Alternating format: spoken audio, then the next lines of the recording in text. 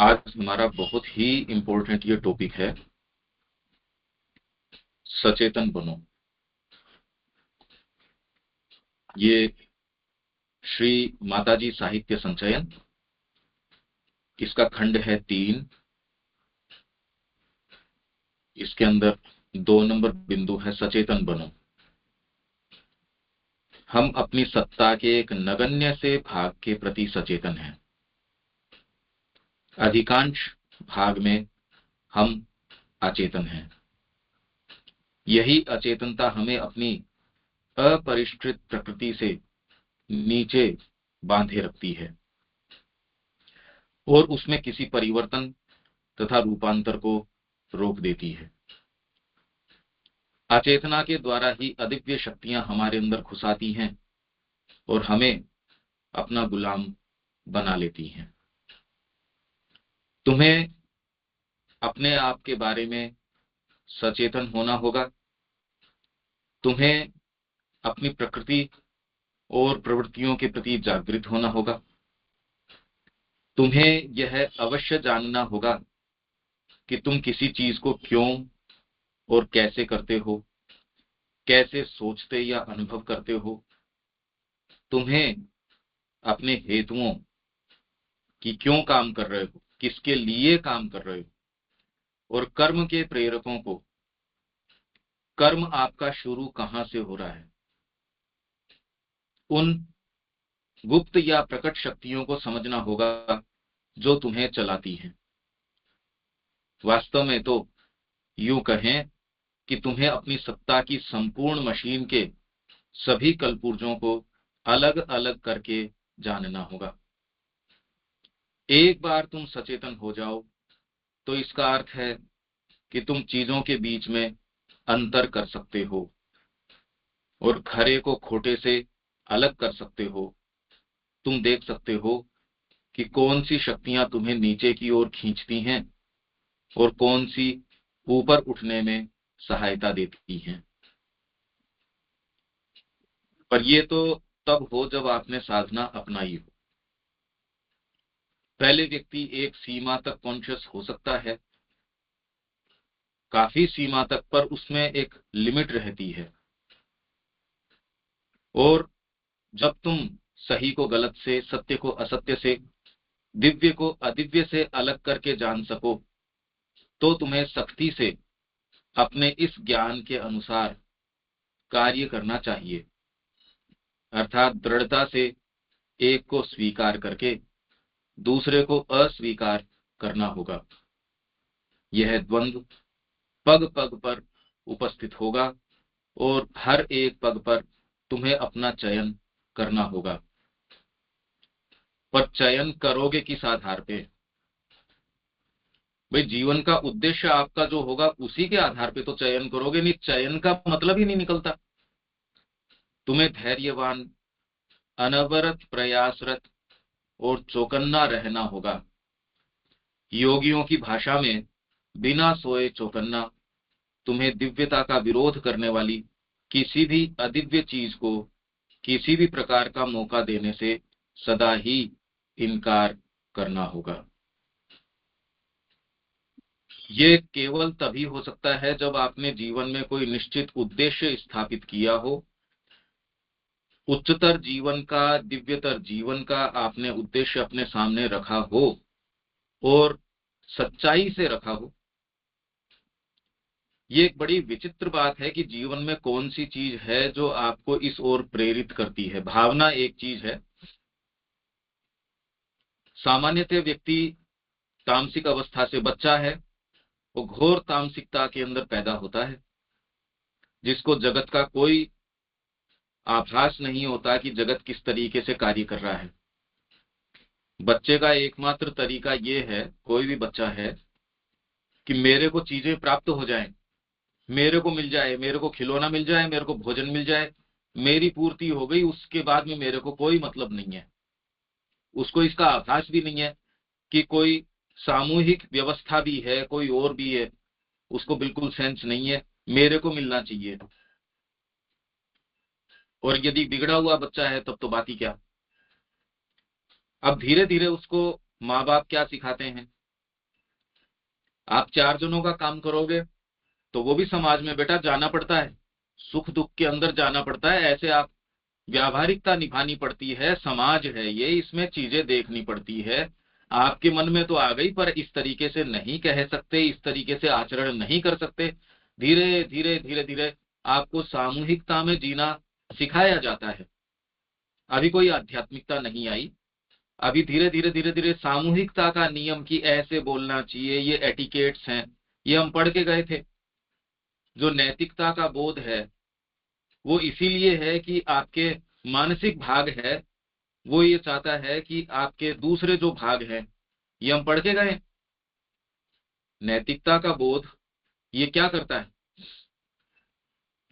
तो धीरे धीरे धीरे धीरे आप घोर तामसिकता से आपको ये समझाया जाता है कि और लोग भी हैं, तालमेल जरूरी है, जीवन के अंदर ऐसे नहीं चल सकते। तो इसमें सारी ही चीजें, मन में आपके कामना हो तो भी किसी दूसरे की स्त्री के प्रति आप ये थोड़ी है। अब तो वर्तमान में जिस तरीके की सभ्यता या संस्कृति जो चल रही है, इसको संस्कृति कहें या नहीं कहें वो भी एक बात है, पर तुरंत के अंदर समाज के अंदर कोई किसी तरीके की नैतिकता या वो तो कोई बोध, पर फिर भी तो व्यक्ति को किस आधार के ऊपर चलाया जाता है? दंड बोध। दंड के कारण धीरे धीरे आप सबको समझते हो कि, और उसके अंदर यदि आप अनैतिक आचरण करते हो या ऐसा आचरण करते हो जो सामूहिकता के अंदर स्वीकार नहीं किया जाता, तो आपको दंड दिया जाएगा। आप ये आचरण नहीं कर सकते, नहीं तो सब लोग कैसे रहेंगे? धीरे धीरे व्यक्ति ये चीज सीखता है।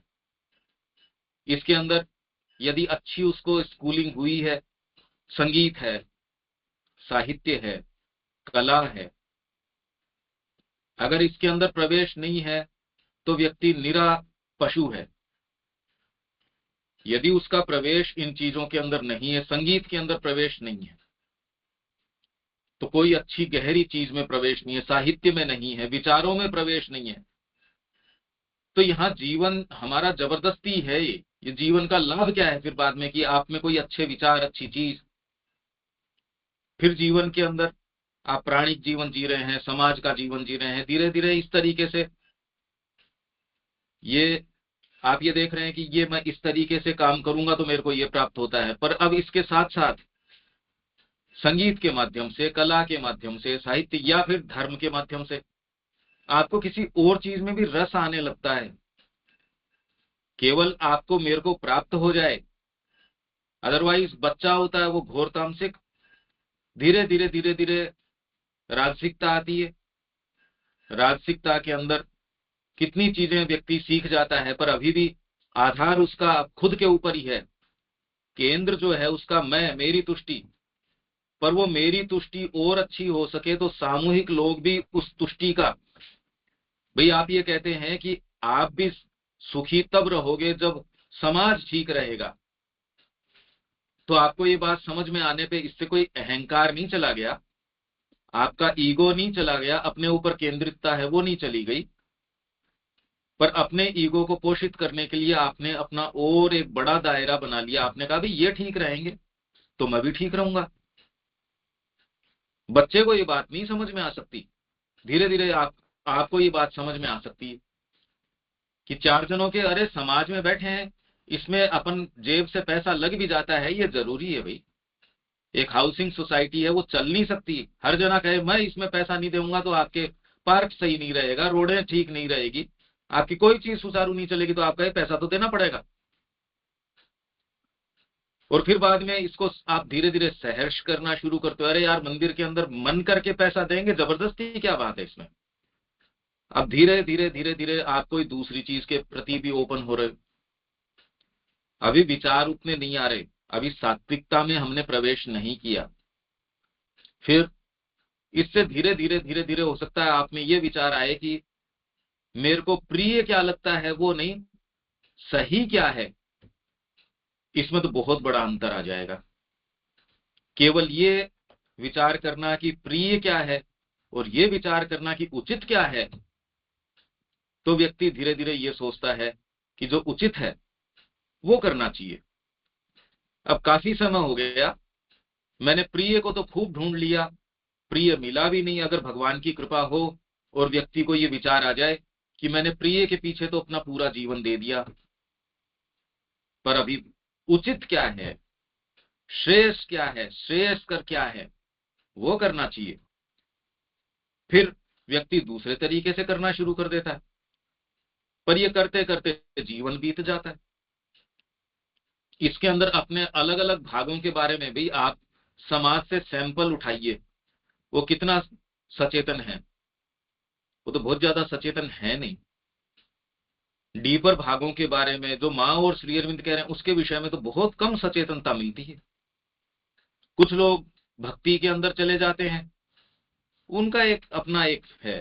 सामान्य व्यक्ति से तो बहुत अच्छी स्थिति है, सचेतनता हो कोई जरूरी नहीं है।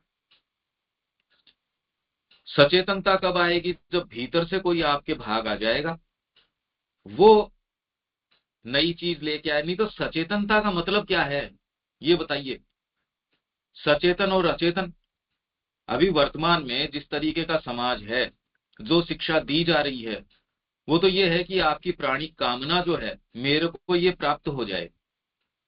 व्यक्तिगत तरीके से आपको जो भी सफल होने के मानक बता रखे हैं, पैसा, पद, और उससे जो प्राप्त होने वाली चीजें हैं, आपको स्त्रियां मिल जाएंगी, एक मिल जाएगी या अधिक मिल जाएंगी, आपको कार मिल जाएगी, आपको अच्छा मकान, अच्छी ये चीजें, आपकी पद प्रतिष्ठा। शिक्षा इसका माध्यम है, सारी चीजें इसका माध्यम है। तो इसमें सचेतनता की तो बात ही नहीं है। इसमें तो ये है कि आपका जो प्राणिक प्रकृति है उसको कितना सफल बनाया जाए, व्यक्तिगत रूप से, सामूहिक रूप से। सरकार कौन सी अच्छी है? जो डेवलपमेंट की बात करती है। सबको नौकरी दी जाएगी, रोडें बहुत अच्छी होंगी, सड़कें बहुत अच्छी होगी, हवाई यातायात बहुत अच्छा होगा। अंतरात्मा के विकास का तो ये एजेंडा ही नहीं है किसी का, बोलता ही नहीं है कोई। चरित्र के निर्माण का कोई नाम ही नहीं लेता। ये तो आपको जो सरकार जो पहले हिंदुत्व की कह के आई थी, अब वो विकास के एजेंडा बताती है, और विकास पश्चिम के मानक के ऊपर। इसलिए वर्तमान हमारी स्थिति ये है कि जो प्राणिक और निम्न भौतिक प्रकृति, जो अपनी ही तुष्टियां, शरीर की तुष्टि, शरीर के संबंध से अपने प्राण की ओर की, ये निम्नतर तुष्टियों को ही हम वर्तमान के अंदर एक आदर्श के रूप में सामने रखते हैं, एक प्राप्तव्य वस्तु के रूप में सामने रखते हैं कि ये मेरे को प्राप्त करना है। जो सरकारें ये ज्यादा कर रही है, वो अपने आप को सफल बता के वोट लेने पहुंच जाती हैं कि हम सफल हैं इसमें, हमने इतनी नौकरियां दी। आपकी शिक्षा, हाँ, यहां से शिक्षा लेने के बाद इतने नौकरी मिल जाती है आपको। तो इसमें सचेतन भाग कहाँ है? उद्देश्य ही नहीं है हमारा तो सचेतन होना। मैं आपके सामने केवल प्रश्न को खोल रहा हूं कि माँ यहाँ जो कह रही है, माँ की जितनी भी वार्ताएं हैं, वो प्योरली साधना के दृष्टिकोण से है। जो व्यक्ति साधना अपनाता है, जो अंतरात्मा में प्रवेश करना चाहता है और उसको सर्वोपरि रखना चाहता है, क्योंकि आप अपने स्तर के ऊपर इसको देखेंगे, ये चीज आपको समाज में तो दिखेगी नहीं, अपने आप में भी दिखना मुश्किल है।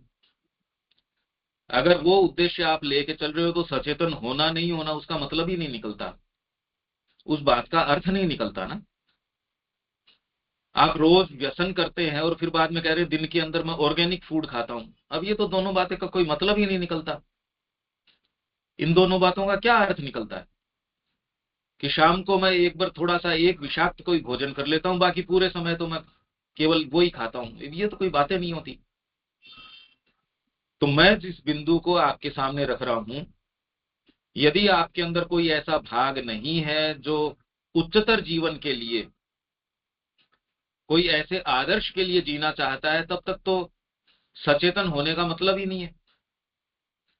वो तो पूरे विश्व में आप सैंपल उठा के देखिए, कोई सचेतनता का क्या मतलब है। तो सचेतन बनो ये केवल तब हो सकता है जब आपने कोई उद्देश्य ऊंचा रखा हो। अब कौन से भाग आपको इसमें व्यवधान डालते हैं, उसके प्रति पहले तो आप देखोगे कि ये भाग मेरे को व्यवधान डालते हैं। उद्देश्य नहीं लोगे तो क्या है फिर? आपने अपना एक गंतव्य स्थान रखा, अब इसके मार्ग में कौन सी चीजें आती हैं, तब सचेतन होना नहीं होना उसका यहाँ प्रासंगिकता आती है, नहीं तो सचेतन होना नहीं होना बनता ही नहीं है। जब आपने ये तय कर लिया, लक्ष्य तय किया, तो ये धीरे धीरे आप में कोई एक ऐसी चीज आती है, भीतर से पुकार आ सकती है। अब ये पुकार आने के कई तरीके हैं। आपने कोई पुस्तक पढ़ी, पुस्तक पढ़ के अंदर से कोई ऐसी, उसके अंदर आपके अंदर द्वार खुला, जिसको ये लगता है कि मेरे को कोई कोई वस्तु है, ये जीवन, ये क्या जीवन है। हालांकि करोड़ों लोग पढ़ते हैं, उनमें से किसी किसी के अंदर ये बात आती है, बाकी में नहीं आती। भाई हम तो उसी स्थान के ऊपर बैठे हैं जहां वो लोग हैं जिनमें आती है। किस तरीके से आती है? भाई हमारा ग्रुप आया था यहाँ उड़ीसा से, उनके यही प्रश्न थे, हम जीवन में कैसे करें। जबकि ये अपन ने छंटनी करी कि एकदम जो सीरियस लोग हो वो ही आए। अब उसके अंदर से भी शरद भाई देख पा रहे हैं कि एक्चुअल बात क्या है। प्रश्न एक होता है, एक्चुअल जीवन एक होता है। पुस्तक पढ़ के भीतर से ये पुकार आना कि मैं और कोई दूसरी चीज नहीं कर सकता। यही बात हम पिछली बार कर रहे थे। योग, योग के संबंध में हमने क्या बात करी थी कि पहली चीज वो है भगवान के लिए अभीप्सा। ये इससे पहले का ही कोटेशन है, जिसके अंदर ये क्या कह रहे हैं, क्या तुम भगवान के लिए योग करना चाहते हो? क्या भगवान ही तुम्हारे जीवन के परमोच्च तथ्य हैं इस हद तक कि उनके बिना रहना तुम्हारे लिए बिल्कुल असंभव है? क्या तुम्हें लगता है कि तुम्हारे अस्तित्व का आधार मात्र ही भगवान है और उनके बिना तुम्हारे अस्तित्व में कोई अर्थ नहीं है? यदि ऐसा है, केवल तभी यह कहा जा सकता है कि तुम्हारे अंदर पथ के लिए पुकार है। पहली चीज ये जब आ जाए, जब आप इसके विषय में आश्वस्त हो जाएं कि हाँ ये बात है, ये आपके अंदर गति शुरू हो सकती है, किसी पुस्तक के माध्यम से हो सकती है। अंतरात्मा भीतर से चाहती है, वो किसी को भी माध्यम बना लेगी। कोई व्यक्ति, आप किसी से मिले, बड़े गहरे रूप से प्रभावित होते हो कि मेरे को तो जीवन ऐसे ही जीना है। आप किसी स्थान के ऊपर गए, पौंडीचेरी गए या किसी और स्थान के ऊपर गए, कहीं भी आप किसी व्यक्ति के साथ गए, उसकी उस व्यक्ति की उस स्थान में निष्ठा है। आप पहली बार गए, आपने उस स्थान को अपना घर बना लिया, जो आपको लेके गया था वो वापस भी लौट के आ सकता है।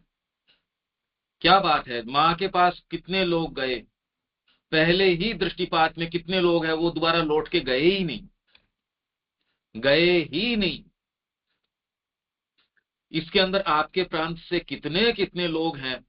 अभी पिछले ही दिनों डाइनिंग हॉल से एक बहन आई थी, उन्होंने कहा हम तो घर पे बता के आए ही नहीं, वो घर वाले आने ही नहीं देते, हम तो आ गए यहाँ पे बस।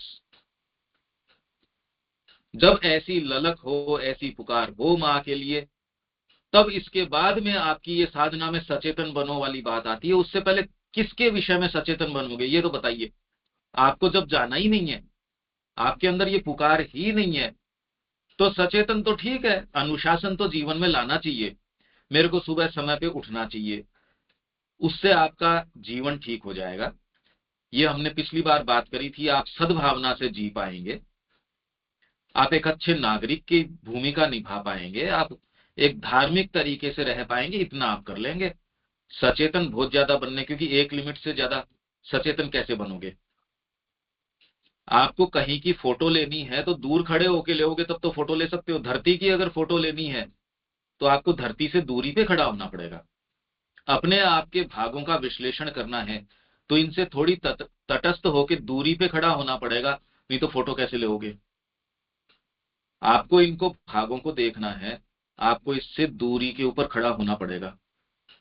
अभी सारा प्रयास तो इनमें और संलग्न होने का है, सब टोटल प्रयास। अगर आप आंख खोल के देखें कि मेरे को जीवन से क्या प्राप्त हो जाए, मैं जीवन से, मेरे को इसमें क्या मिल सकता है, परिवार से मैं कितना चूस सकता हूं।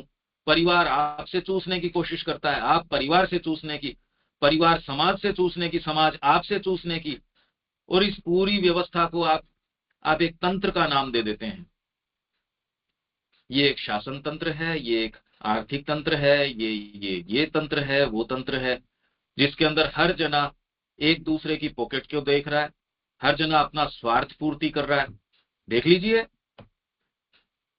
परिवार में बच्चे को आप यही सिखा रहे हैं, अरे नहीं ऐसे नहीं काम चलेगा, तेरे को अपनी,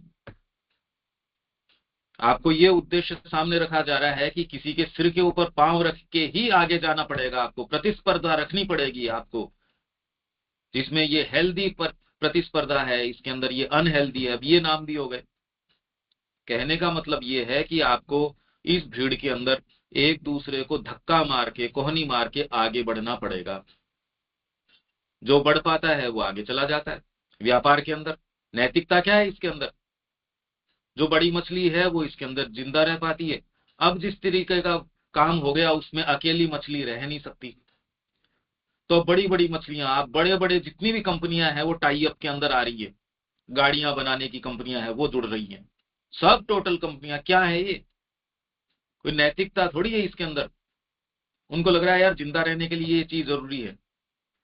इतनी तेजी से टेक्नोलॉजी चेंज हो रही है, अगर हम यूं ही बने रहे तो ओवरनाइट हम आउट ऑफ जो है फैशन चले जाएंगे। इसलिए हाथ मिला लो। बीज की कंपनियां हैं वो हाथ, आप पूरे विश्व में, इसमें कहीं भी आप ये पूरे में सचेतन बनो वाली बात नहीं होती। ये इतनी विशेष बात है जो माँ कह रही है। हमने पढ़ा जरूर है, पर यदि दिव्य जीवन के प्रति या उच्चतर जीवन के प्रति आपके अंदर नहीं पुकार है, अभीप्सा नहीं है, सचेतन बनना नहीं बनना ये प्रश्न नहीं उठता, उसके बाद उठता है। मैंने आपको एक पूरी यात्रा बताई, जगत का एक मोटा मोटा रूप, उसमें कोई सचेतन बनने का तो प्रश्न ही नहीं है। उसके तो मानक ये हैं जीवन में सफल होना, और सफलता मतलब आपके प्राण का कितना प्रसार हो सकता है, आपके भौतिक का कितना प्रसार हो सकता है, आप में अहंकार का कितना प्रसार हो सकता है। ये उन्होंने बड़े छोटे से मुद्दे आपके सामने रख दिए। मानसिक विकास की आवश्यकता नहीं है, चरित्र के विकास की आवश्यकता नहीं है। हम दिव्यता की ओर की बातें जरूर करते हैं, पर आप ये देखिए, जो अश्लील वेबसाइट्स हैं, सरकार ने प्रयास किया उसको बंद किया जाए, तो उसके लिए लोग कह रहे नहीं ये नहीं बंद कर सकते आप, ये हमारा राइट ऑफ फ्रीडम, ये हमारी फ्रीडम है, ये स्वतंत्रता है, हमको ये मिलनी चाहिए, ये अश्लीलता हमारा अधिकार है। ये ऐसे लोगों का देश। अब उसमें दिव्य अदिव्य, भगवान, ये तो बातें फिर बाद में उठती नहीं। ये मैं आपके सामने रखना चाह रहा हूं। ये आइडिया तो समझ में आ रहा है क्या? फिर इसमें और आगे चलेंगे। अदरवाइज तो कोई ये बात ही नहीं उठती कि आप सचेतन बिना सचेतन। शरद भाई, ये विचार समझ आता है?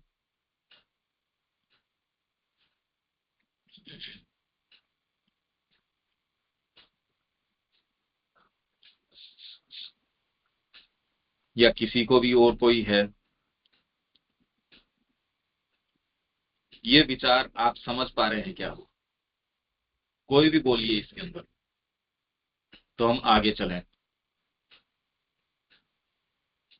नहीं तो सचेतन बनने का प्रश्न नहीं उठता इसमें। बारिंदर जी, आपके समझ में आता है क्या ये अपन जो बात कर रहे हैं? हाँ, थोड़ा थोड़ा आता है। लास्ट 2 लाइन, इस इस पैराग्राफ का लास्ट 2 लाइन थोड़ा, और लास्ट 2 लाइन, पैराग्राफ हाँ, का लास्ट 2 लाइन। आप ये कह रहे हैं कि यह द्वंद्व पग पग पर उपस्थित होगा और हर एक पग पर तुम्हें चयन करना होगा, यही वाली लाइनों की बात कर रहे हैं आप? और और उसके बाद जो लाइनें हैं।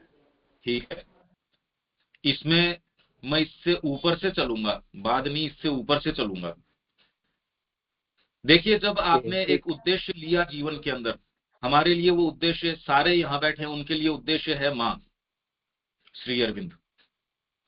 इसमें कहीं किसी को कोई दिक्कत नहीं है, सारों की भक्ति है, सारे भावना से जुड़े हैं उनसे, इसीलिए यहाँ बैठे हैं। जब आपने ये ले लिया, अब आपको आपके उन भागों के बारे में सचेतन होना पड़ेगा कि कौन से भाग तो माँ की ओर लेके जा रहे हैं, कौन से भाग माँ की ओर नहीं लेके जा रहे हैं।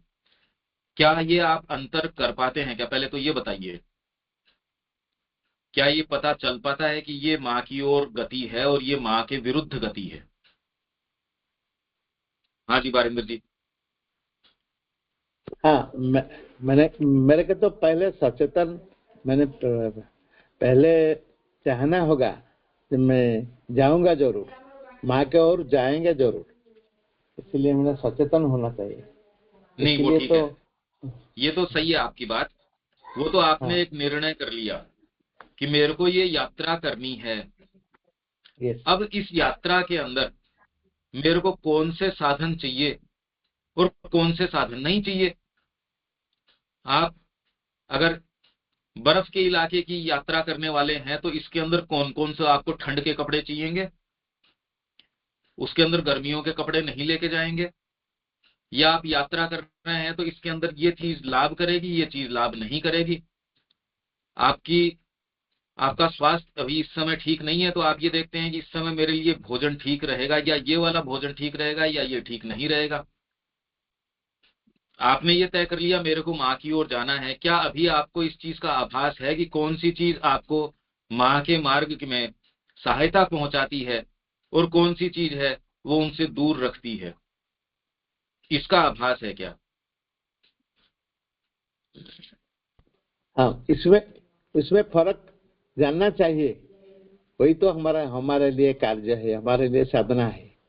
वही ये जो मैं प्रश्न फर्क जानना बिल्कुल चाहिए। स्पष्ट कर रहा हूँ, मैं जो प्रश्न कर रहा हूँ मैं ये कर रहा हूँ, क्या आप ऐसे भागों के बीच में अंतर कर पाते हैं क्या कि ये चीज तो मेरे को माँ के मार्ग में सहायता कर रही है और ये जो चीज है ये माँ के मार्ग में मेरे को व्यवधान डाल रही है, ये दो चीजें हैं। क्या आप इनके बीच में अंतर कर पाते हैं? थोड़ा थोड़ा कर पाते हैं, थोड़ा थोड़ा कर पाते हैं, सब सब सब चीज नहीं, थोड़ा थोड़ा कर पाते हैं।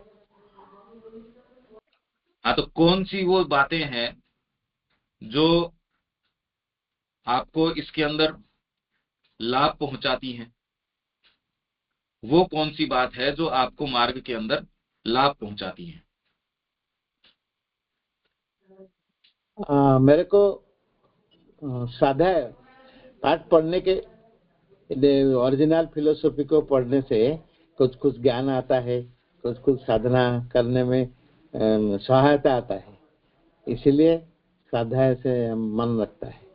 बहुत स्वाध्याय। अच्छी बात है ये, बहुत सुंदर बात है। तो इससे क्या होता है जब आप स्वाध्याय करते हैं तो किस प्रकार आपकी ये सहायता करता है? पहले स्वाध्याय से तो हमको पता चलता है ये ऐसे माँ के लिए ऐसे करना है, माँ के लिए ऐसे करना है, इसलिए स्वाध्याय जरूरी है। मेरे को यही पता है, और तो बहुत सारी बातें हैं भैया। नहीं वो करनी पड़ेगी, वो इसलिए क्योंकि सचेतन होना है ना अपने को। हाँ हाँ, ये सचेतन तो होने पहली के बात लिए है। आवश्यक है।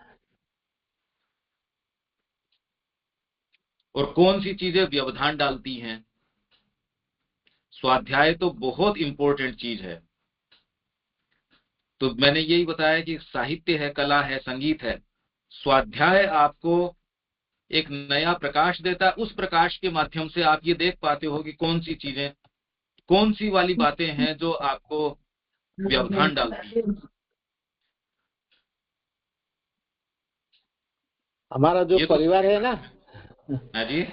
हमारा जो परिवार है ना, परिवार हाँ को परिवार के में रहना है, परिवार का सब कुछ समझना है, सब कुछ समझकर रास्ता चलना है। इसलिए थोड़ा थोड़ा बाधा आते हैं ये नहीं नहीं, आजकल। आपका भाग कौन सा है आपके भीतर का? क्योंकि परिवार में कोई दिक्कत नहीं है, व्यवधान डालती है आसक्ति परिवार के प्रति, इसलिए परिवार इसके अंदर कोई समस्या नहीं है। परिवार कभी कोई बाधा एज सच नहीं है, आसक्ति बाधा है। आपकी आसक्ति जो है वो इसके अंदर बाधा है। माँ के चरणों के अंदर उसको दे देते हो, माँ आपको एक नया बहुत बड़ा विस्तृत परिवार, आपके कोई 3 जनों का परिवार थोड़ी रहेगा, बहुत बड़ा परिवार हो ठीक है, जाएगा। वो तो भैया ठीक है। वो जो एटीट्यूड के बात बोलते हैं ना, यही यही मैं बोलता हूँ। ये वही तो सरेंडर करने के लिए चाहता हूँ। हाँ, पर चल रहा आपके जो भाग हैं, आपके भाग तो है नहीं, वो आपकी सत्ता के भाग नहीं है ना दूसरे। तो सचेतन बनों के अंदर यही तो प्रश्न, मैं इसीलिए मैंने इसको रोक लिया कि यदि हम ये प्रश्न करते हैं कि आपका कौन सा भाग है जो आपको रोकता है, तो आपका ये प्राण है जिसके अंदर आसक्ति है, जिसको आप फिर बाद में कह रहे हो मेरा परिवार, भाई और किसी का परिवार है वो तो आपको रोकता नहीं, क्योंकि मैं का बोध है, मेरा परिवार है इसलिए रोकता है। मेरे को ये अच्छा लगता है, और अच्छा इसलिए लगता है क्योंकि मेरी तुष्टि करता है। पत्नी जब तक मेरे को सुखद लगती है तब तक ठीक है, नहीं तो पूरे विश्व के अंदर क्या ये डाइवोर्स सुनते नहीं आप? पहले आपका बहुत प्रेम प्रसंग चल रहा है, उसके लिए आप सर्वस्व दे देते हो, और जब वो प्रेम प्रसंग नहीं रहता तो एक दूसरे की हत्या करने के ऊपर लोग उतर जाते हैं। तो रोज कितने कितने लाखों घटनाएं रोज हो रही हैं इस तरीके की। तो इसलिए इसमें क्या है, मेरे को क्या इसमें मिल रहा है, मेरी तुष्टि को क्या व्यक्ति मेरे को क्या दे रहा है? तो ये बात आपको, ये बिल्कुल ठीक कह रहे हैं आपकी, ये चीज रोकती है। तो इसमें परिवार नहीं रोकता। परिवार के प्रति आपका जो आकर्षण है, जो उससे आप खींचना चाहते हो, आपकी तुष्टि, आप ये चाह रहे हो कि मेरे को इससे ये प्राप्त हो जाए, वो चीज रोकती है। ठीक है, इतनी बात तो समझ आ रही है आपके? हाँ भैया, ठीक है। ये बौद्धिक रूप से समझना होगा। और कौन कौन से क्या क्या भाग हैं, शरीर की क्या प्रॉब्लम है, और बोलिए। ये बहुत सुंदर, क्योंकि ये अगर ये बात करेंगे तो आपके जितने भी भाग हैं वो प्रकाश के अंदर आ जाएंगे।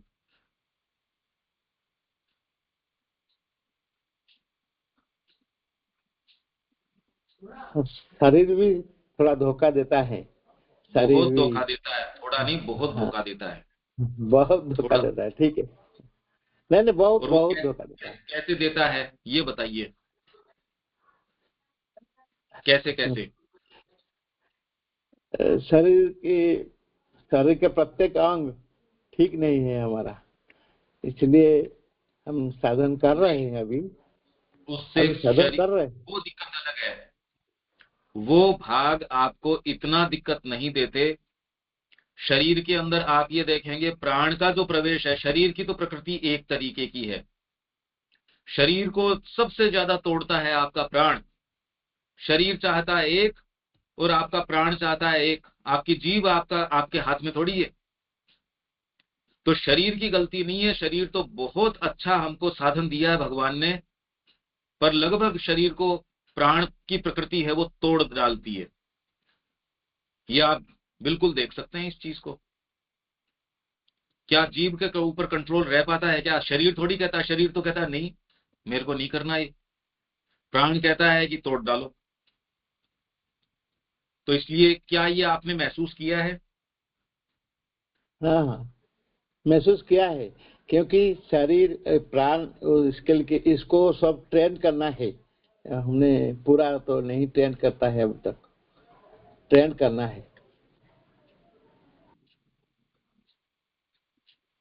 नहीं, शरीर के विषय में क्या आप समय पे सुबह उठ पाते हैं?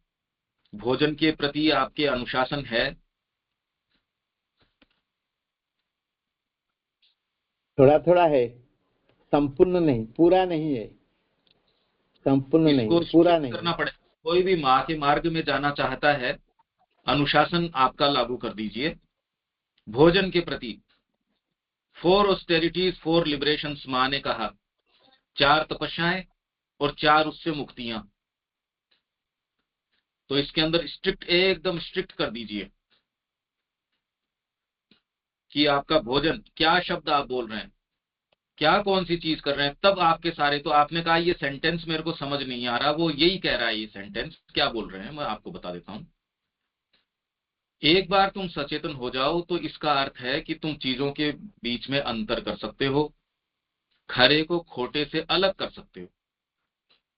एक तो कोई भी एक्टिविटी जब आप करें, आज से आप ये देखिए कि कौन सी चीज आपको माँ के नजदीक लेके जा रही है, कौन सी चीज माँ से आपको दूर लेके जा रही है। ये आपको महसूस ही करना पड़ेगा, और कोई इसका बाहरी प्रमाण, हाँ, यदि आप हमारे पास रहते हैं, आप हमसे पूछते हैं तो हम इसमें आपकी धीरे धीरे वातावरण सहायता करेगा। ये यदि कोई चाहे इसका लाभ उठा सकता है। पर इसके अलावा भी कोई आप एक्टिविटी करें, कुछ भी विचार आता है तो क्या वो विचार मां की ओर लेके गया? धीरे धीरे बारीकी से यही देखिए चीजों को। तो खरे को खोटे से अलग कर सकते हो। खरा वही है जो मां के नजदीक लेके जाता है हमारे लिए। विश्व क्या कहता है उसका अपने आप में कोई खरा खोटे से मतलब नहीं है। खरा वही है जो भगवान की ओर लेके जाता है।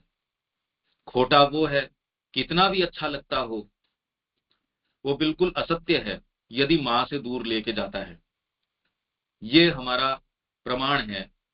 इस तरीके से हमको, मतलब ये तरीका है देखने का। तो तुम देख सकते हो कि कौन सी शक्तियां तुम्हें नीचे की ओर खींचती हैं, कौन सी ऊपर उठने में सहायता देती हैं। आपने बिल्कुल सही कहा कि अध्ययन, इसके अंदर स्वाध्याय जो करते हो बहुत हेल्पफुल है। इसके अंदर सत्संग है, बहुत हेल्पफुल है। ये सारी चीजें सहायता कर सकती हैं। पर साधना कॉन्शियसली अपनाने का कोई विकल्प नहीं है। आप उम्र के जिस पड़ाव पे सारे लोग हैं उसमें अब सचेतन रूप से आपको साधना अपनानी चाहिए। नहीं तो जीवन यूं ही चला जाएगा, उसका कोई लाभ नहीं है। इतना कीमती जो जीवन है माँ का यदि नहीं दे पा रहे तो मतलब कोई ना कोई भाग है जो समर्पण से रोक रहा है। सही को गलत से, सत्य को असत्य से, दिव्य को अदिव्य से अलग करके जान सको तो तुम्हें सख्ती से अपने इस ज्ञान के अनुसार कार्य करना चाहिए।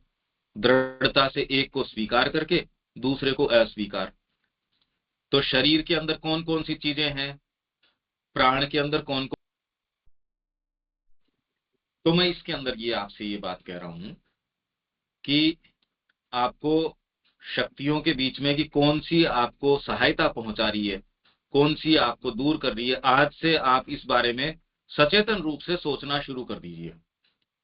आप सारे ही इस विषय में पहले तो ये प्रश्न करना शुरू कर दीजिए, अपने टेबल के ऊपर लिख लो कि, और रात को कोई डायरी का नियम बना लीजिए। आपकी सुबह से लेके शाम तक की एक्टिविटीज हैं, वो सारी को आप कौन सी वाले, पहले दिन तो होगा ही नहीं, लंबे समय तक जब आप ये करते रहेंगे तब तो धीरे धीरे आप सचेतन होना शुरू होंगे। इसमें दो तालिकाएं कि इन चीजों ने, आपकी भौतिक चीजें हैं, उन्होंने तो सहायता, ये वाली ने सहायता पहुंचाई, इस वाली ने सहायता नहीं पहुंचाई, या फिर इसने तो आपको पीछे लेके चली गई। जीभ के स्वाद के कारण खाना तो बिल्कुल एकदम बंद। अनुशासन के अंदर आपको, मेरे को सुबह उठना है, समय पे व्यायाम करना है, मेरे को थोड़ी वॉकिंग करनी है, मेरे को ये कर, जो भी आपको करना है। प्राण के अंदर आपके सारे भावना, आपके सारी इमोशंस, वो सारे माँ के निहित। माँ को पूछ लो, माँ ये करूं क्या? मतलब आप हर एक्ट में, हर चीज के अंदर ये प्रश्न करना शुरू कर दीजिए, माँ ये करूं क्या ये माँ को अच्छा लगेगा? क्या माँ इसमें प्रसन्न होंगी? भाई हम सब बैठे हैं, वो यही चाहते हैं कि माँ की प्रसन्नता हो। ये प्रश्न कर लो, क्या माँ इससे प्रसन्न होंगी? अच्छा, इससे आगे अगर आप ये कहते हैं कि मेरा शरीर माँ का है, मेरा मन माँ का है, मेरी सारी चीजें माँ की है, तो माँ की चीज को तो फिर माँ के तरीके से ही आपको काम में लेनी पड़ेगी। आप उसको दूषित कैसे कर सकते हो? तो पहले ये प्रश्न, क्या ये माँ का है? मतलब आपके बार बार यदि इस रेफरेंस से इस कड़ी को यदि आप जोड़ते हैं तो हमेशा ही आपको ये पाएंगे। अब क्या होगा, जब आप जैसे ही प्रश्न करेंगे तो अगला सेंटेंस क्या बोलता है? दृढ़ता से एक को स्वीकार करके दूसरे को अस्वीकार करना पड़ेगा। क्योंकि जब आप ये प्रश्न करेंगे, ये मैं भोजन करूं या नहीं करूं, तो होटल में जाके खाना कौन सा माँ का कार्य कब हो गया ये? और कोई ऐसी इस तरीके की परिस्थिति है कि आपके सामने ये मजबूरी है, तो उसमें भी आप जीव के कारण खा रहे हो या केवल अपने, कि मेरे को तो अपनी भूख मिटानी है उसके लिए खा रहा हूं, या माँ को ऑफर कर दो उसको, पर उसमें भी आप ये देखेंगे कि निर्णय, अरे ये टेस्टी चीज लेके आओ, इसमें ये लेके आओ। बारीकी से आप देखो अपने जीवन को, यह द्वंद्व पग पग पर उपस्थित होगा। मतलब ये आपको समस्या कि मैं ये वाला करूं या ये वाला करूं, और हर एक पग पर तुम्हें अपना चयन करना होगा। तुम्हें धैर्यवान, अनवरत प्रयासरत और चौकन्ना रहना होगा। धैर्यवान, धैर्यवान क्यों होना होगा? क्योंकि आप कह देंगे मैं इतने साल से, अगर सिंसियर होंगे तो जो प्रक्रिया मैंने आपको बताई कि आप रात को ये तालिका बना लीजिए या हर एक्टिविटी करें, ये तो आप परेशान हो जाएंगे। एक दिन भी नहीं कर सकते एकदम, तो आपको अभ्यास बनाना पड़ेगा। 1 घंटे 2 घंटे, या एक्टिविटी से पहले, भोजन से पहले ये करूंगा मैं, इससे आप सारे, इसके लिए सब जो आपके पास उपलब्ध है आप रिमाइंडर डाल लीजिए। आप अपनी डायरी लिखना शुरू कर लीजिए। जो भी आप कर सकते हैं वो सब, इसके लिए जो साधन है सब सस्ते हैं। ये बहुत कीमती चीज है आपके जीवन का उद्देश्य। तो जब आप इसमें प्रयास करेंगे तो थकान आ जाएगी शुरू में, क्योंकि इन भागों का आपको स्वरूप नजर आने लगेगा कि ये तो बड़े बदमाश हैं। आप कितनी बार इस प्रयास करेंगे, जिस दिन थोड़ा सा आपने अपना ध्यान हटाया या आप इसके प्रति सचेतन नहीं रहे, फिर वही भाग। खूब हाथी नहा के आया, नहाने के बाद में फिर उसने, तो आप कहेंगे ये कभी होगा भी क्या? क्या प्रकृति ऐसी रहेगी? कितना आप शरीर को साधते हो और फिर बाद में, थोड़े समय बाद में पता चलता है चेयर को आराम से बैठना चाहता है, वो पलंग पे अच्छे से यूं लेटना, ठंड के मौसम में सो उठना नहीं चाहता। आप कह देंगे ये प्रकृति को तो क्या कभी बदलेगी? तो जो गंभीर व्यक्ति होगा, जो सिंसियर व्यक्ति, सच्चा व्यक्ति होगा, उसका धैर्य छूटने की स्थिति आ जाएगी कि वो कहेगा मां ये तो हो नहीं रहा। धैर्य तो इसीलिए चाहिए आपको। धीरज छूट जाएगा क्योंकि करने का काम इतना विशाल लगेगा कि आप तो रोज धैर्य छोड़ बैठेंगे कि ये तो हो नहीं रहा। पर यदि आप सच्चे हैं, इसमें वास्तव में आपके अंदर से प्रार्थना आएगी, मां आइए सहायता कीजिए। और अगर आप सीरियस हैं तो मां आएंगी, सहायता करेंगी। आप महसूस करेंगे सचेतन रूप से। सोचिए, उनकी सहायता को महसूस करना भी अपने आप में क्या, कितना वैभव है जीवन का। और यूं ही क्या पशु के जैसे ही चले जाएं हम? अब ये दोनों स्थितियां आपके सामने है, चयन आपके हाथ में है, आप सबके। एक स्थिति ऐसी है जिसमें आपने पूरा प्रयास किया, प्रयास करने के बाद में प्रार्थना स्वयं स्वतः उठती है भीतर से। जिस व्यक्ति के गहरी पीड़ा होती है, स्वतः प्रार्थना उठेगी, अभी है नहीं। तो धीरे धीरे धीरे धीरे यहां तक लाओ अपने आप को। तो तुम्हें धैर्यवान, अनवरत प्रयासरत, लगातार, ये नहीं कि मैंने आज तो कॉन्शियस हुआ, संडे को जाके फिर होटल में खाया आया, तो फिर फायदा क्या हुआ? मैंने 2 दिन तो नहाने के बाद मिट्टी नहीं डाली, अब मैंने अब डाल ली, तो फिर गंदे कीचड़ में हो गए आप। वो तो हाथी वाली सी बात है, वो नहाया फिर बाद में कीचड़ में। तो आप पहले तो ये देखेंगे कि आपकी प्रकृति के जो भाग हैं, पहले उनके विषय में सचेतन ही नहीं थे। सचेतन क्या, आप तो चला के वो काम कर रहे थे जो आपकी हेल्थ को खराब कर रहा था। आप यदि भोजन बंद कर देते हैं, वैसे ही शरीर ठीक हो जाएगा आपका। जो शरीर की परेशानी की बात कर रहे हैं, ये भोजन आपका जो है, मैं चला के वो चीज कर रहा हूं जो मेरे को नुकसान पहुंचा रही है। शरीर बेचारा क्या करे इसमें? अनवरत प्रयासरत। अब आप क्या देखेंगे, आपने तो कोशिश करी, परिवार कह रहा है ये खा लो, रह रहे कि कितनी सारी चीजें आपके वो जो कभी दिमाग में पहले आई नहीं थी उस मिठाई के बारे में, जैसे ही आपने कहा आज से मैं स्ट्रिक्ट होऊंगा भोजन के बारे में, रह रहे कि वो सीन याद आएंगे, वैसी मिठाइयां दिखने लगेगी, वो भोजन दिखने लगेगा। आप कहेंगे ऐसा तो कभी पहले हुआ ही नहीं, क्योंकि पहले आपने कभी ये कहा ही नहीं कि मैं आज से इसके ऊपर अनुशासन लागू करता हूं। और जैसे ही आप कह के तो देखिए, आपको पता चल जाएगा कि आपके जीवन को कैसे नर्क बना देंगे ये। अभी जीवन कितना सुखद चल रहा है, इसमें थोड़ा सा माँ का भी हो जाता है, थोड़ा सा ये भी हो जाता है, थोड़ा सा वो भी हो जाता है। चौकन्ना रहना होगा। तो धैर्यवान, अनवरत मतलब बिना रुके, अटूट, लगातार प्रयासरत रहना होगा। 100 बार वो आपको नीचे गिरा देंगे, आप फिर उतने ही धैर्य से अपने कपड़ों को झड़काइए, फिर खड़े होके फिर लग जाइए। पर ये कब होगा? जब आप सच्चे होंगे। बिना सच्चाई ये काम नहीं हो सकता। बिना ये तय किए कि मेरे को माँ की ओर जाना है तो ही हो सकता है, नहीं तो होगा नहीं। और चौकन्ना, जैसे शत्रु घुस रहा है आपके घर के अंदर या कोई बंदर घुसता है, आप मकान को पूरा सजाते हैं, रूम को अच्छे से व्यवस्थित करते हैं, उसमें एक बंदर घुस के आ गया। आप बार बार मकान जचा रहे हैं पर उसको बंदर को रोकिए भाई। कोई भी समझदार व्यक्ति है वो कहेगा तू मकान को जचाने के अंदर तो मेहनत कर रहा है, पर जब तक बंदर आता रहेगा तेरा ये ठीक नहीं रहेगा। तो आपको चौकन्ना रहना पड़ेगा। आपके अंदर अगर भोजन को देखते ही कामनाएं उठती रहेंगी तो हेल्थ ठीक रह ही नहीं सकती। हेल्थ अगर ठीक नहीं रहेगी, रात को सोने उठने बैठने, मोबाइल देखने की, ये करने की, चर्चा करने की, आप ये देखिए फोन पे कितना रस आता है, किसी से भी वही बातें वही चीजें करने में कितना रस आता है। आप अपना समय मौन में बिताइए, एकाग्रता में बिताइए। ऐसे स्थानों के ऊपर मैं तो कह रहा हूं यहां आ जाइए कुछ समय के लिए। चौकन्ना रहना होगा कि ये बंदर अगर घुसता रहेगा तो आपका मकान व्यवस्थित नहीं रहेगा, स्वच्छ नहीं रहेगा, साफ नहीं रहेगा।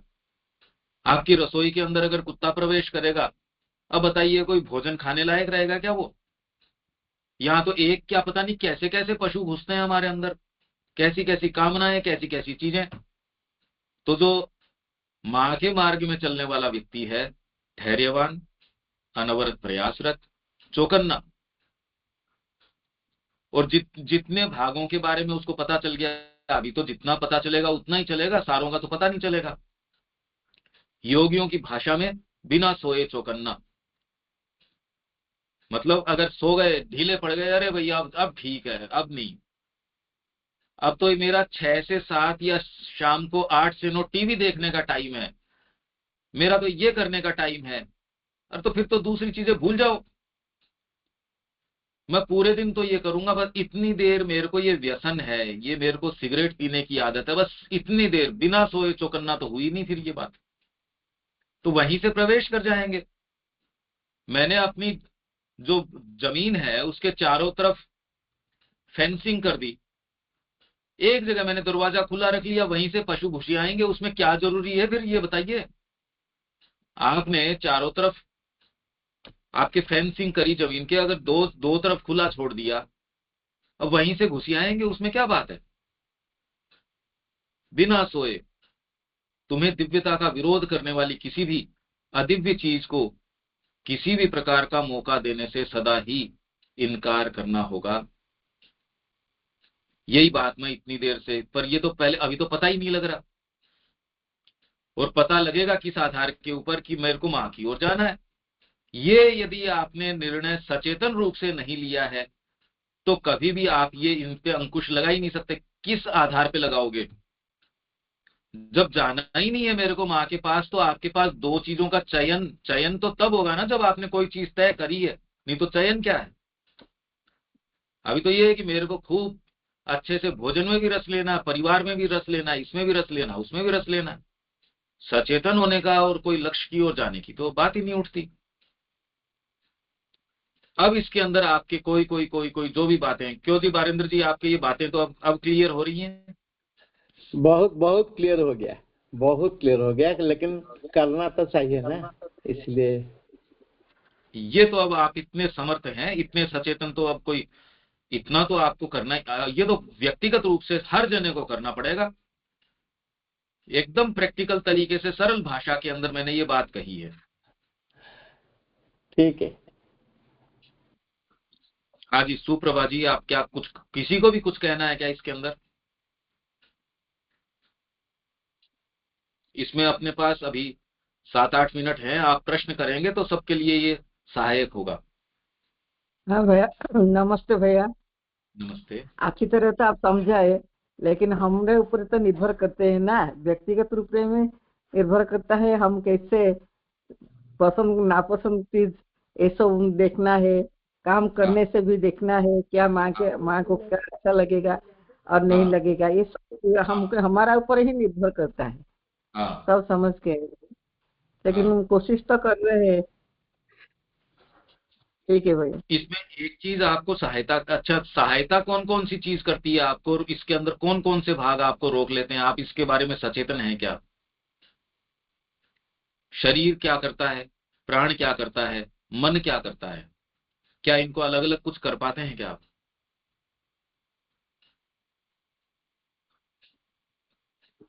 मन तो चाहता सब कुछ, लेकिन प्राण उसको रोक रखते हैं। और जो अंग प्रत्यंग है हमारा, जो इंद्रिय, वो तो रहता नहीं। और जीव बोले कि जो भी हो वो देखते हैं तो नहीं खाएंगे बोलेंगे, फिर भी खा देते हैं। ऐसे ही होता है। जो बिल्कुल संकल्प है वो संकल्प टूट जाता है बिल्कुल बीच बीच में, यही तो रोध करता है, अवरोध है, यही करते हैं। हम बिल्कुल जो जानते हैं जो ये ठीक नहीं है, फिर भी हो जाता है भैया। बिल्कुल। परिवार में रहकर तो वो करना पड़ता है। परिवार लोग सब बोलेंगे तो एक खा लो, एक मिठाई ले लो, वो हो जाता है हाँ बिल्कुल, ऐसा। बिल्कुल सही कह रहे हो आप। और और भी जो समय के बोले, जो नियमित उठना, ये सब शरीर भी साथ नहीं देता। और थोड़ा पैर में और नी में प्रॉब्लम है, इसलिए थोड़ा देर हो जाता है कभी कभार। तो नियम तो नहीं होता, फिर भी कोशिश करेंगे। और माँ के समीप जाने के लिए, माँ को तो हम बुलाते हैं, हमको हर रोज बोलते हैं, माँ आप नहीं करेंगे तो हम नहीं, कुछ नहीं है। आप ही सहाय करेंगे, जो करेंगे जो बोलेंगे हम वही करते हैं, और क्या। बिल्कुल सही है, पर इसके अंदर कुछ चीजें तो ऐसी होंगी कि जिसके ऊपर आप संकल्प लगा के उसमें सुधार ला सकते हैं। भाई, भौतिक अवस्था के अंदर मान लीजिए किसी का पांव टूटा हुआ भी हो, तो भी अब वो फोन के ऊपर रस ले रहा है बातें करने के अंदर, उस पे तो वो लगाम लगा ही सकता है, अनुशासन कर सकता है उस भाग के ऊपर। भोजन कितना करना है, कैसे करना है, सचेतन रूप से कैसे करना है, किसी के पास भी मान लीजिए भौतिक अवस्था उसको सीमित कर देती है कई काम करने से, पर फिर भी किसी भी अवस्था के अंदर जब तक व्यक्ति जिंदा है, उसके पास चयन बाहरी रूप से भी नहीं कर सकेगा। यदि आपको जेल के अंदर डाल दिया, अब आप क्या कर लोगे?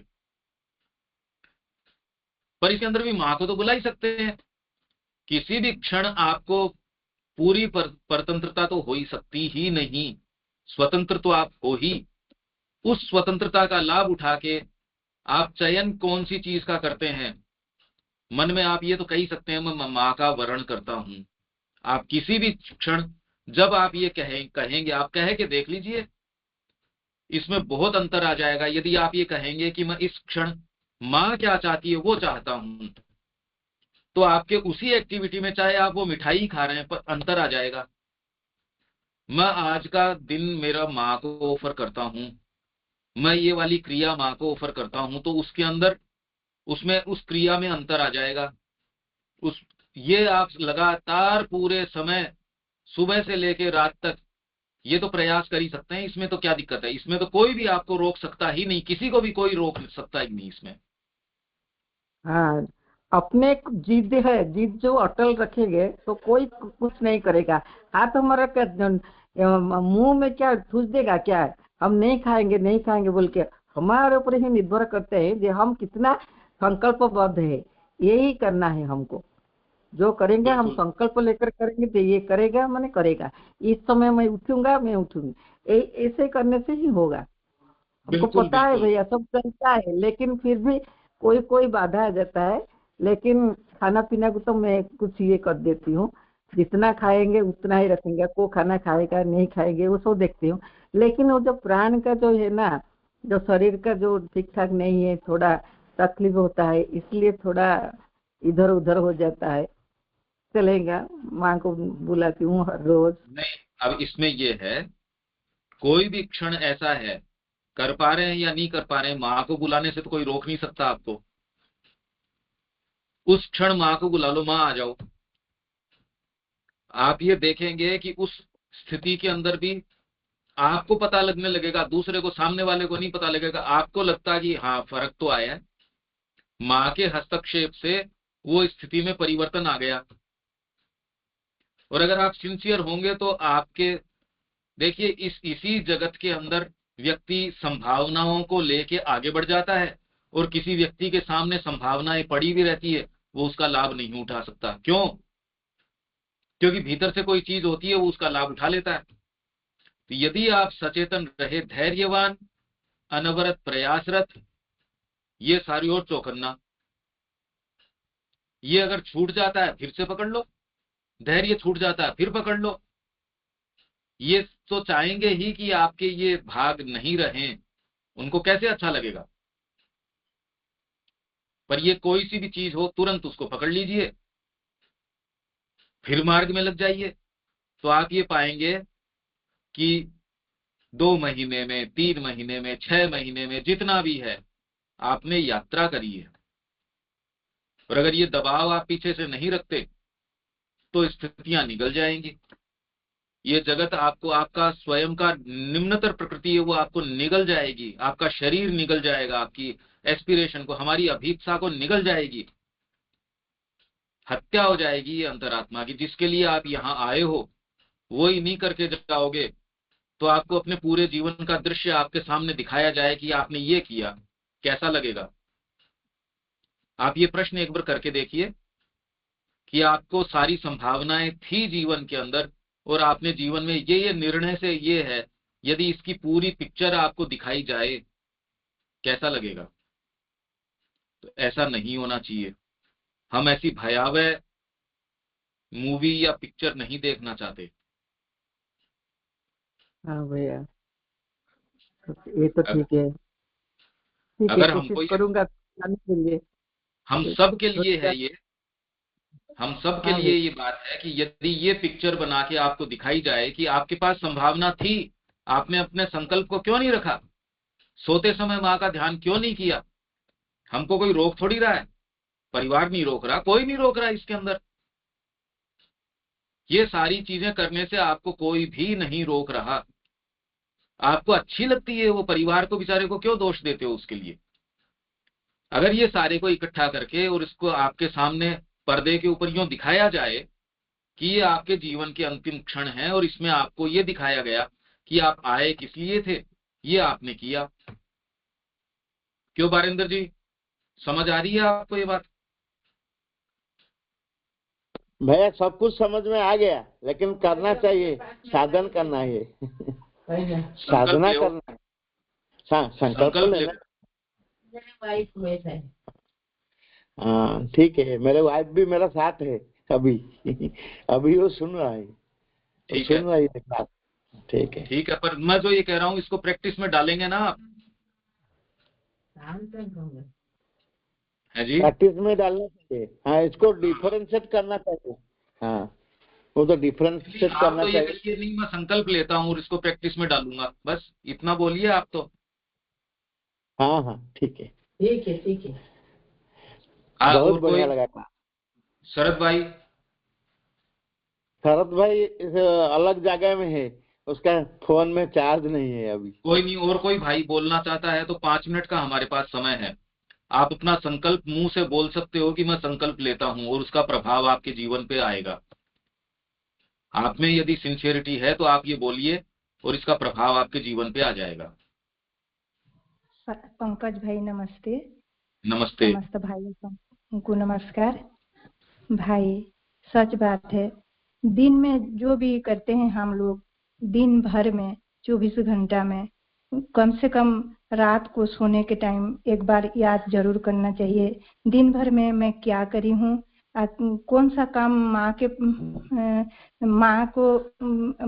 के लिए करी हूँ, और कौन सा काम मेरे जो है प्रिय वस्तु जो है ये मन प्राण शरीर इंद्रियों उनके लिए करी हूँ, उसको एक बार जरूर देखना है। जो डायरी के लिए बोल रहे थे वो बहुत अच्छा बात है। और ये सब तो हमारा जो अभी आलोचना में, पढ़ाई में निश्चित रूप से प्रेरणा मिल रहा है भाई, और करने का कोशिश हरदम ये दृढ़ निश्चित रूप से सदिच्छा के साथ सजाग सचेतन रह के करने से होगा, ये भी पता चल रहा है। किंतु करना खुद तो मुझे है, करने के लिए दृढ़ संकल्प लेना है और आगे बढ़ना है भाई। आप तो ये कहिए कि मैं संकल्प लेती हूँ आज से, बस। हाँ भाई, निश्चित रूप से मैं संकल्प लेती आप हूँ। तो ग्रुप के ज्यादा अंदर से बोलेंगे, ज्यादा ये कैसे आपको माँ के सहायता साथ करेगा। हाँ, माँ के साथ कैसे मेरे समय बिताऊंगी, इसीलिए निश्चित रूप से मैं संकल्प ले रही हूँ अभी। बिल्कुल बिल्कुल। हाँ भाई, नमस्ते। हम दिन दिन प्रगति करना चाहते हैं, पीछे नहीं जाना चाहते। और कोई भाई बहन कुछ बोलना चाहेगा इसमें?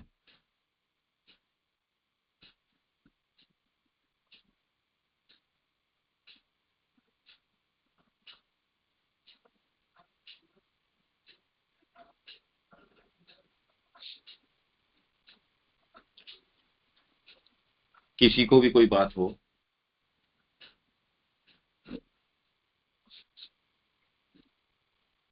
तो अभी नहीं आपके पास है तो यहाँ विराम देते हैं। और हाँ भैया, हाँ, नमस्ते। नमस्ते। आज से और दृढ़ संकल्प लूंगा भैया। बिल्कुल बिल्कुल।